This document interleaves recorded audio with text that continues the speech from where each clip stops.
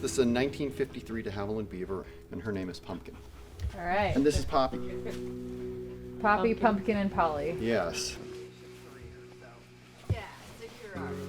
A few dozen miles above the Arctic Circle, there are no roads, highways, or cell service. To get here, you need a bush plane. I like that its name is Pumpkin.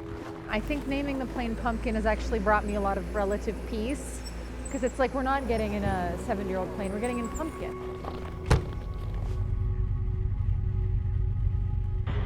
Pretty balmy here, 6 degrees out. Warmer than Fairbanks.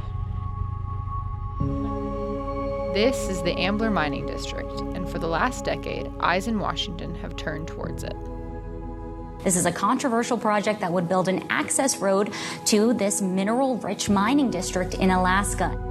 What they're talking about for the Ambler Road, that's going to be just an absolute money pit for this state. There's going to be a bunch of people that are going to get rich building. The Trump administration is going to invest $35 million for Trilogy to conduct exploration in this area in exchange for a 10% stake in the company. Obviously, people that have stocks in Trilogy are going to make a lot of money. But as far as the state actually making a lot of money, there's nothing ironed out at all that says the state's going to ever even pay for that road. This controversial remote Alaskan road pits mining and Wall Street interests against some indigenous community leaders and a fragile wilderness, all while setting an entirely new precedent for how America does business. This is not just a figurative, but a literal gold mine. This is a semester plan that does not serve Alaskans. The Ambler Mining District is a treasure trove of critical minerals. We are talking about paying for corporations to contaminate Alaskan land. There's just a lot that can go wrong.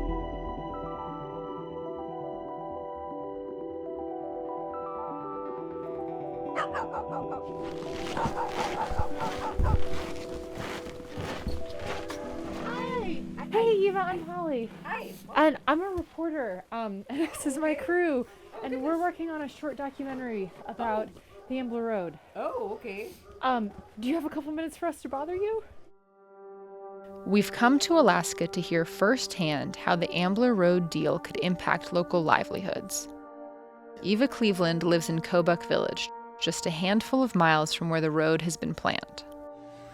I'm scared. I'm scared for that road to come because this is one of the last pieces of the world.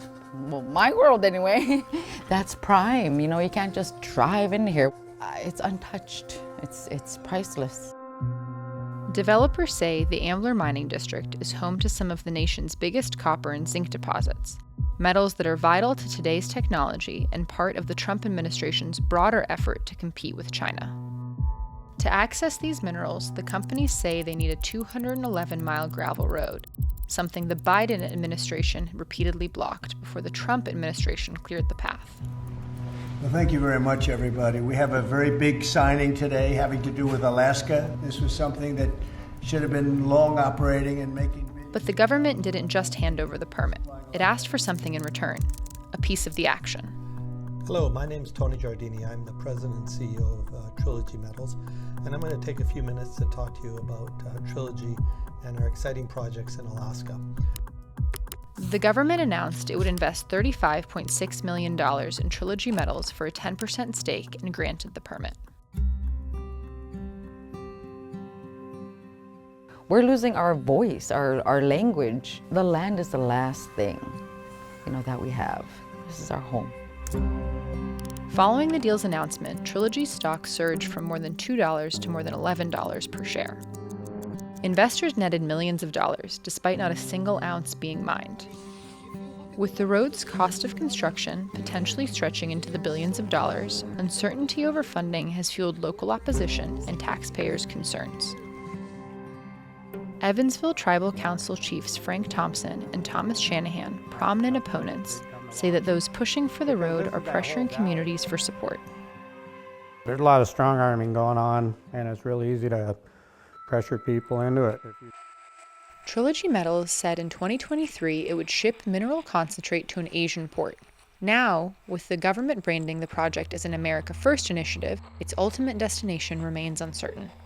You're taking a product, loading it onto a truck, you're trucking it 211 miles over to the Dalton Highway. Now you got another 230 miles to Fairbanks. Are you gonna take that material, load it onto rail, send it to Point McKenzie, and then it gets loaded onto a ship to go to China? How is that feasible?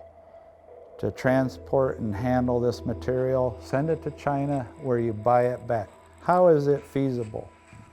And they just say the ore is that good. No explanation, it's all speculative. It's always been someone else's minerals, and they need Alaska's money to be able to make it happen. Among the most vocal champions of the project is the state's Economic Development Agency, the Alaska Industrial Development and Export Authority, or ADA. While ADA has received $1.4 billion in economic development funds over 4 decades, an analysis by the advocacy group Salmon State suggests the agency has cost taxpayers millions of dollars. The way ADA works with Native corporations and the state, and even, nationally with our congresspeople, it does seem like a concerted effort to take the Native voice away from tribes and put it into for-profit corporations.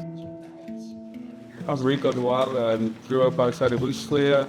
I wanted to run Tracy because I wanted to have more input on what's going on out here, and I think I have a lot of experience. The Native people are probably 80% against the road, I would say. Money buys people, and you never know who's going to flip. I mean, you see PJ Simon, he's all against the road, and then all of a sudden he's doing meetings and they're whining and dining him. Once a vocal opponent of the road, Alaskan Chief PJ Simon reversed his stance, concluding that since mining is inevitable, the community should prioritize securing its share and give employment opportunities to the future generations here. In our interview of Simon, he declined to appear on film. We're not advocating to wipe out the whole planet. We support resource development for jobs, for retirement.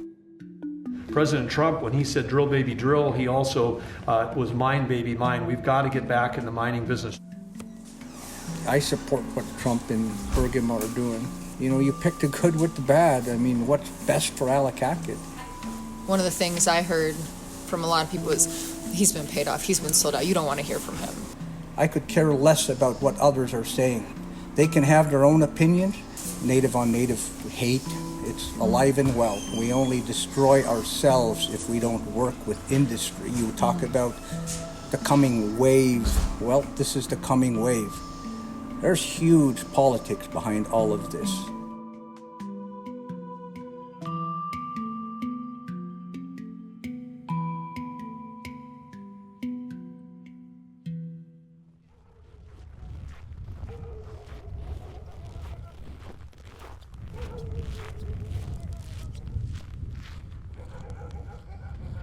Good morning, Ambler from Ambler School. It's Mr. Matthews. Hey, listen, we've got some folks here from Bloomberg. They're going to be out visiting today, or you can come visit with them at the school. But they're going to be here discussing the Ambler Road. Ambler Road. So if you want to come and talk to Bloomberg today, the doors are open. Come on up. Have a great day. Go Grizzlies. Fabulous. All right. Back in its holster. It's one of my favorite things about Alaska is that everyone's still got radios. Proponents of the road point to the potential for mining jobs in the near term and more specialized careers in the future. So getting people to work in the district who are from these communities, it's going to be a build-up over time. I mean, from some of these kids to when they can complete a certificate and then their undergrad and their graduate, you're looking at 8 to 12 years of planning in advance for this district to be able to hire people from this community. For this local lodge owner, the road was never about bringing prosperity to residents here. The stock prices skyrocketed overnight and went up 300 or 400%, and now they're back down to where they were a month ago. And the people in the know that that were watching this, made hundreds of thousands, if not millions of dollars overnight, and yet the villagers made nothing. So all those promises of riches in the area, I mean, that was a great example to show that it's not for the people in the area. It's for the people that already have enough money to invest in these things. Then they just need bigger stacks of money, apparently.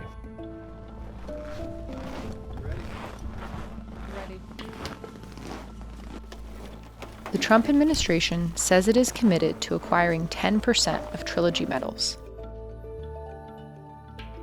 Meanwhile, questions still remain about the unverified worth of the mineral deposits buried beneath the tundra.